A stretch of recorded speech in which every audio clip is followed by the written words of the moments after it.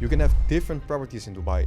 Same price, same size, same developer quality, and one doubles in value in 18 months. The other sits empty for a year with no tenants and no buyers. The only difference is the location. And that's the problem most investors don't see coming. They assume Dubai property works everywhere, that every area is benefiting from the boom. But some neighborhoods are trapping investors right now. Your capital gets locked up for 3 to 4 years with no appreciation. And when you desperately need to exit, there aren't enough buyers to save you.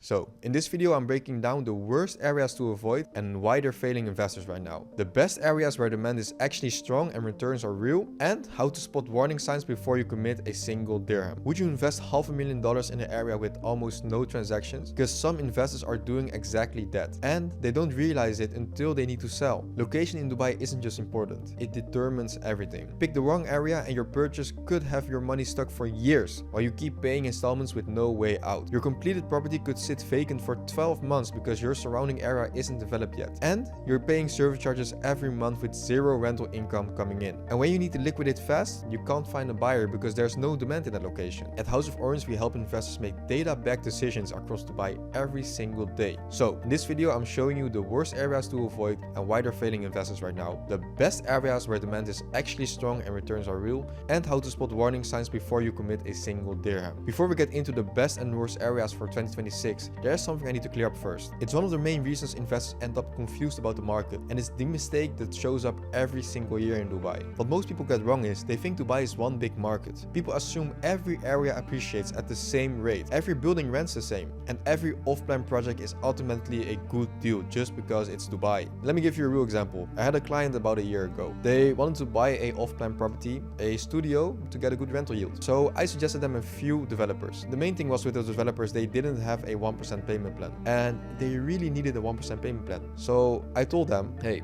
don't go for a 1% payment plan because these developers in the market that give a 1% payment plan aren't necessarily good developers or big developers. They're just trying to make a lot of money by making the payment plan as attractive as possible. And they didn't listen. They went ahead with a different broker. I said, okay, good luck. And about 3 months later, they gave me a call and said, hey, I want to sell this property as soon as possible. And to this day, the property is still getting late penalty fees because they didn't buy from a reputable developer. Dubai is a city of micro markets. You have zones that explode with demand the moment a new master community launches, and other zones where buildings sit empty for 12 months because the surrounding area isn't developed yet. Some areas appear premium due to marketing, but they offer low yields and slow appreciation. Others look boring on the surface, yet they quietly outperform because they have high-end user demand, schools, hospitals, retails, and growing infrastructure. So I'm gonna give you guys some advice. Before you even look at the best or worst areas, check 4 things. Is the area inside a major master community? Is the developer proven with completed projects? Is supply growing faster than the demand? And are rental transactions actually happening? These 4 filters will set the tone for the rest of this video. Now that we've cleared that up, let's break down the worst areas to invest. Areas with high oversupply and weak demand. What most people get wrong is they think new automatically means good. Investors rush into fresh off-plan communities simply because marketing looks premium. There's a townhouse community in Dubai land, which isn't growing. There's no tenants, there's no capital appreciation, and the reasons why is because the developer isn't that well known, the quality isn't good, and there's not much amenities. The location is alright, but if your community doesn't have good amenities, good quality, nobody's wanna rent there. And that's one of the reasons why you should do your research before buying into a developer. There's long vacancy periods, low rental demand, difficulty selling units, slow price growth compared to established zones. So if you buy an off-plan in one of these oversupplied areas, you might get stuck with 3 to 4 years in payments, only to take possession of a unit that nobody wants to rent. So my advice is look at projected handover volumes for the next 24 to 36 months. If more than 34 to 40% of stock in that area is due at once, skip it until absorption improves. Now, I spent hours reviewing the market data for this video. If you want early access to the deals we're seeing, the ones that actually pass the safety checks, just click the link below. On to the next part. Remote standalone buildings with no community. What most people get wrong is they see beautiful buildings and forgot to ask, but what's around it? Let me give you a story. There is a building from a very reputable developer. They're very well known in the market for their quality. And the main thing is about this building, it's very beautiful. Like it has like 5 towers and it has like a lot of amenities. But the thing is the surrounding area has nothing. There's an industrial area next to it. There's sand on the other side. There's literally nothing. And the main issue is when that building is going to be handed over, nobody's going to rent there. You know why? Because there is no community. So a single tower built in isolation, where there's no community, no retail, no schools, no transport, is a recipe for long vacancies. These buildings attract speculators, not end users. End users want convenience. If infrastructure arrives late, you're going to be left with a finished building in a half-developed area. This is where investors often lose an entire year of rental income. Plus, they still have to pay service charges. So, my advice is never buy in an area where the building is the first thing to be built. Look for facilities. Supermarket, schools, medical facilities, road access, at least 2 to 3 completed phases that actually already handed over. If these don't exist, it's too early. Let's get down to areas with low transaction volume, what most people get wrong. They think cheap means good value. Let me give an example. When a building is cheap, either it's from a developer that isn't well known, or the project is located far away in an area that still needs to be developed. When you invest in an area that still needs to be developed and it's far away, the transaction volume is going to be very low. I mean, when you buy off-plan and your buildings is one of the first buildings that's going to be handed over in that area, there's going to be low transaction because there are no facilities around. And some neighborhoods have very low sales activity. So not enough people are buying and selling in these areas. So low transactions is difficulty reselling fast. Lower valuations, weak capital appreciation, higher risk during market slowdowns. And when liquidity is low, even a good property becomes hard to exit. So my advice is check the past 6 months of transactions on DXB Interact or Property Monitor. If the area shows low liquidity, avoid it unless you're okay with holding long term with no exit flexibility. So let's shift gears because there are still areas with incredible and strong demand, infrastructure and long-term appreciation that are moving on the right direction. Let's talk about the best areas to invest. Establish master communities with high-end user demand. What most people get wrong is they chase hype instead of looking at where people actually want to live. Let me give you an example. Some areas that are actually very hyped right now, such as Dubai Island or Maritime City and Dubai South. The main thing is it's very hyped off plan. I mean, I get it. It has a lot of future potential. But if you're making an investment based on ROI and you actually want a steady and guaranteed rental yield,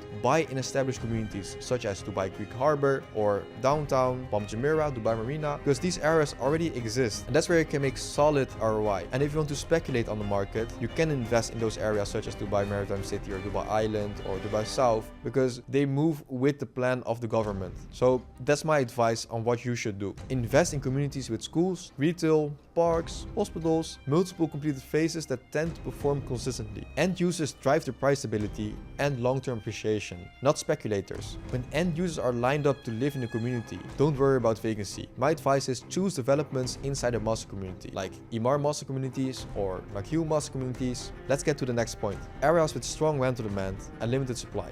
Most people get it wrong. They look at yields on the brochures, not actual occupancy. So let me give you some examples of areas that are actually good to rent out. Meydan or Aziz Riviera or Shobo Heartland, for example, right? They're all in Meydan, Mohammed bin Rashid City. And the thing that makes this a good investment is the location. Location is one of the most important things when it comes down to investing. A lot of people work in Business Bay or DIFC or downtown, and they want to live somewhere close by. They need to find something affordable that's not too expensive, and of course the type of units need to be right, like studios, 1 bedrooms, because these type of expats need something that actually fits their need. And that's why Meydan, Shobo Heartland and Aziz Riviera is perfect for these type of tenants, and that's why the occupancy rate is very high in these areas. Personally, I also live in Shobo Heartland, and my building has 98% occupancy. The best performing areas are the ones where rental demand is high and supply growth is controlled. They also give you more stable valuations and higher resale liquidity. My advice is to look for areas with 80 to 90% occupancy, steady absorption and limited new handovers. So let's get to the next point. Well-positioned projects inside a proven master community. What most people get wrong is they think all off-plan is a good off-plan project, but that's not true. Let me give an example. Let's say we take an off-plan in GVT versus a off-plan in, let's say, Greek Harbor. The main difference is the community. I mean, in GVT you can get a cheaper 2-bedroom apartment, and for the same price you can get a 1-bedroom in Greek Harbor. But the point I'm trying to make is that you should invest in the right community. The right community makes the right investment. When we take a look at GVT, it's kind of a mess. There's different types of developers, and there's a villa community over there as well. And there's a mall that, I don't know, still needs to be handovered. They told me like 2 years ago that the mall was going to be handovered. The point I'm trying to make is you should buy in the right community. Let's say you buy 2 million dirham 2-bedroom apartment in GVT versus a 1-bedroom in Greek Harbor. Get the 1-bedroom in Greek Harbor because it's a master community from a reputable developer, and the whole area is developed by one developer, which is Imar. Off-plan in a strong community is powerful. You can lock in at a low entry price and let the appreciate run during the construction and exit strongly at handover. But only if the developer is reputable in that area has real demand, such as Ricardo. So my advice is check developer history, past delivery times, and comparable buildings that they've completed. And only buy off-plan from developers with a proven track record. Now, it's one thing to know which areas are good. The other thing is to get access to the early stage deals before the public does. That's why we share exclusive opportunities to our clients, and if you want to be one of them, you can click the link below. Now, the perfect location doesn't matter if you make one of the 7 mistakes foreigners make every single year in Dubai. Watch the next video where I break down the 7 mistakes that cost foreigner millions in Dubai real estate to make sure you're protecting your money properly.